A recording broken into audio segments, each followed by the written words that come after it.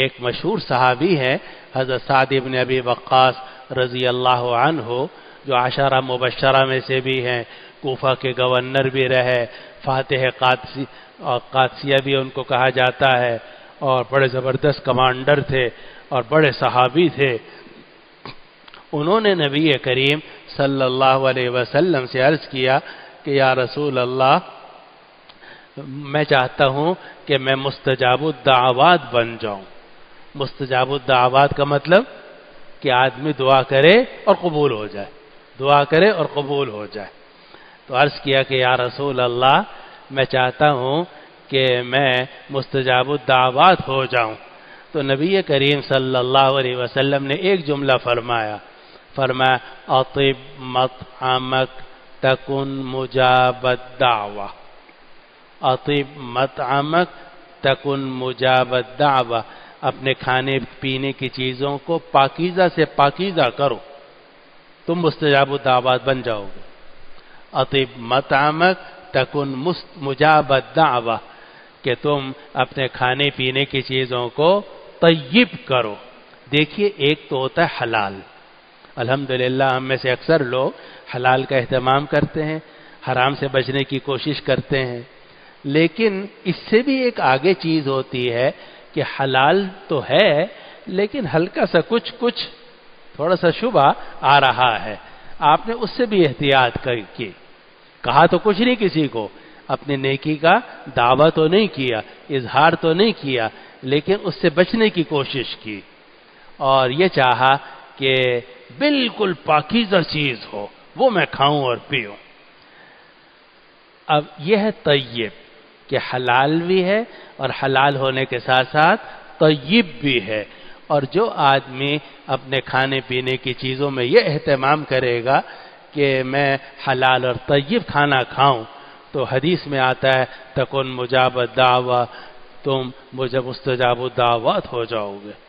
چنانچہ اللہ تعالیٰ نے حضرت سعد بن ابی وقاص رضی اللہ عنہ کو نبی کریم صلی اللہ علیہ وسلم کی دعا کی برکت سے مستجاب الدعوات بنا دیا تھا،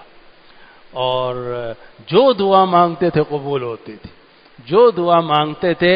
بہت جلد اس کے آثار سامنے نظر آ جاتے تھے۔ اور یہ کوفہ کے گورنر تھے، اور وہاں ایک بڑے مشہور صحابی ہیں دوسرے، حضرت عبداللہ ابن مسعود رضی اللہ عنہ، تو وہ وزیر خزانہ تھے کوفے کے۔ تو ایک مرتبہ دونوں میں کچھ کھٹپٹ سی ہو گئی، بھائیوں میں بھی اختلافی رائے ہو جاتا ہے، اختلاف رائے ہوا، تو حضرت سعد بن ابی وقاص کو تھوڑا سا غصہ سا آ گیا، اور کہنے لگے کہ تم میری بات نہیں مان رہے، میں دعا کر دوں گا۔ تو حضرت عبداللہ ابن مسعود رضی اللہ عنہ گھبرا گئے اور فرمایا دیکھو دعا مت کرنا، کیونکہ جانتے تھے کہ یہ آدمی ہاتھ اٹھا کر جو دعا کرے گا یہ دعا فوراً قبول ہو جائے گی۔ جتنا آدمی کا کھانا پینا بہتر سے بہتر حلال اور طیب ہوتا چلا جائے گا، اس کی دعائیں قبول ہو جائیں گی۔ اور نبی کریم صلی اللہ علیہ وسلم نے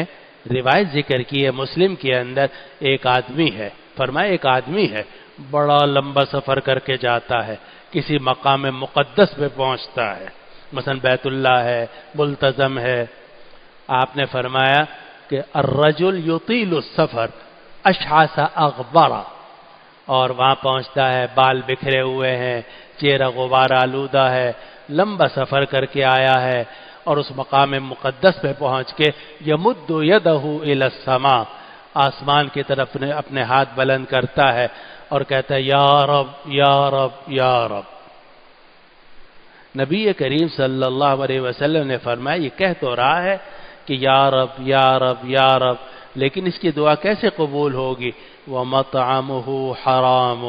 وَمَلْبَسُهُ حَرَامٌ وَغُذِيَ بِالْحَرَامِ، اس کا کھانا حرام کا ہے، اس کا لباس حرام کا ہے،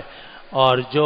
جس غذا سے اس کی پرورش ہوئی ہے وہ حرام کا ہے، اس کی دعا کیسے قبول ہوگی؟